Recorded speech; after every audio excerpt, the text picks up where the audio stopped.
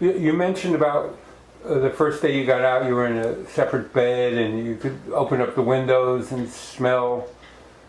What was it the day before like that? What is the smells and the feelings and the... Well, I don't go too deeply into that, but I mean, it's a climate controlled building. The windows don't open, so it's smelling recycled air. It's and you can, and if anyone who knows what that's like, that's what it is, and it's not the healthiest thing. And what are the sounds like? Keys, doors, echoes of hallways, footsteps, shuffling, telephone rings, announcements over the loudspeaker that someone's out of control, has to be subdued, the television 24/7, the radio 24/7, usually between stations, fights breaking out.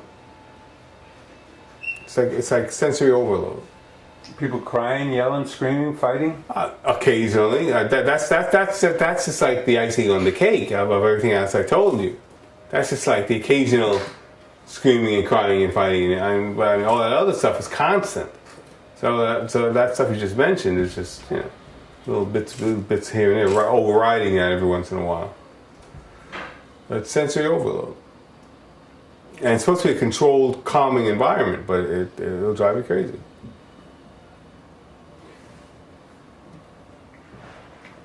And the quiet room, what's that like?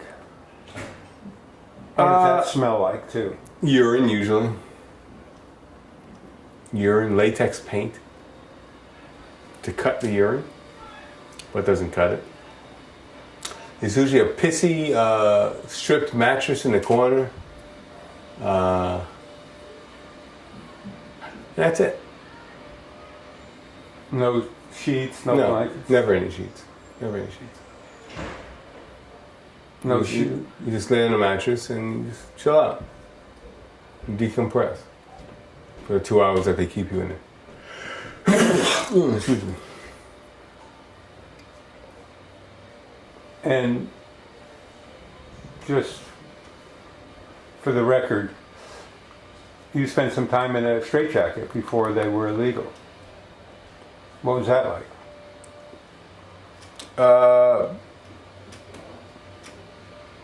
It was a straitjacket. I asked for it though. Most of the time I asked for it. I remember one time I asked for it on my birthday because I didn't want to be sent back to Rikers Island. I was in Kings County Hospital and they said, "You're going back to Rikers." Because I'd done my time at Kings County, I'd been evaluated, I'd been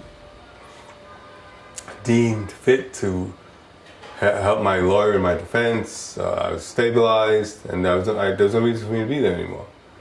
So I was like, I think I might hurt myself. Oh, okay, wrap him up. And they wrapped me up in a straitjacket, and spent 2 hours and it didn't work. And like the next day I left. But it's very comforting. I've said this before. It's because you're hugging yourself, you're embracing yourself, you're comforting yourself. So that's how I looked at it always. Maybe that's kind of like turning lemons into lemonade. I don't know. But when they wrap you up, you're just kind of like, okay, whew, boy, I love me. Yeah, and you just kind of ride it out. And you just kind of look at the bright side of it. That's how I've always looked at it. I never resist and try to fight and play Houdini. You know, I just try to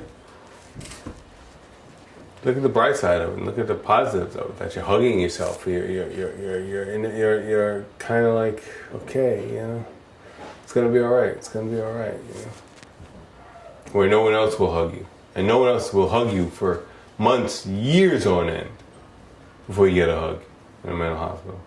You'll go years. I was fortunate enough to get involved with staff so that I was getting more than hugs. But there were long periods where you can go without being touched by anybody, unless you get subdued and shot with a needle, you know.